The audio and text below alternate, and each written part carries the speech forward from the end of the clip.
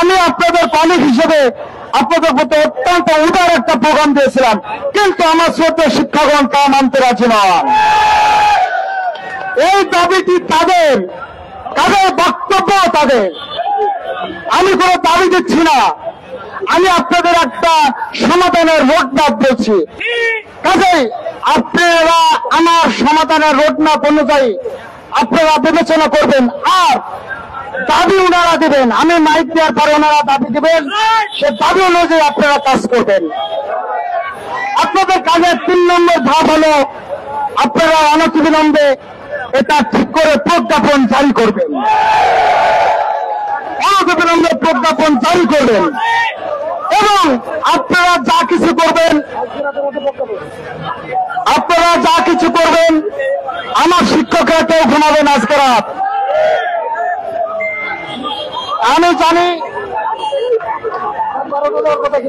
আমি জানি মাননীয় স্বরাষ্ট্র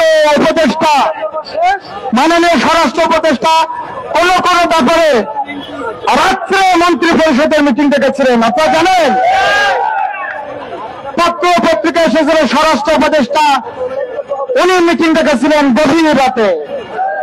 আমি অর্থ উপদেষ্টা, শিক্ষা উপদেষ্টা, স্বরাষ্ট্র উপদেষ্টা, প্ল্যানিং উপদেষ্টা, বিচার উপদেষ্টা সহ যত উপদেষ্টা আছেন আপনাদেরকে অনুরোধ করছি আজ রাতে আপনারা ক্যাবিনেট মিটিং ডাকবেন,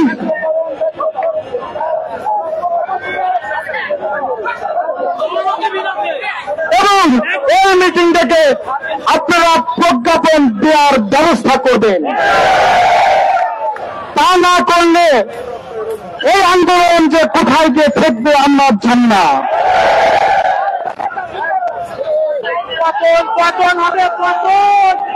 আমরা এই সরকারকে বলে দিতে চাই, আমরা যতই আপনাদের সমালোচনা করি আপনারা আমাদের সরকার, আমরা আপনাদেরকে নিয়োগ দিয়েছি, জনগণ আপনাদেরকে নিয়োগ দিয়েছে।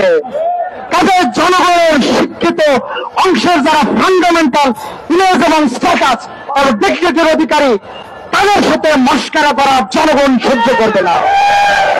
অনতিবিলম্বে প্রজ্ঞাপন জারি করে আমার শ্রদ্ধেয় শিক্ষক শিক্ষিকাদের সম্মানিত করবেন, তাদের অধিকারকে ফিরিয়ে দিবেন। তাহলে হলে ইন্টারন্যাশনাল রাইটস কমিশন থেকে আমরা মানবাধিকার কমিশন থেকে শুরু করে বাংলাদেশ সুপ্রিম কোর্ট এবং ইন্টারন্যাশনাল হিউম্যান রাইটস কমিশনের বিচার দিতে বাধ্য হব।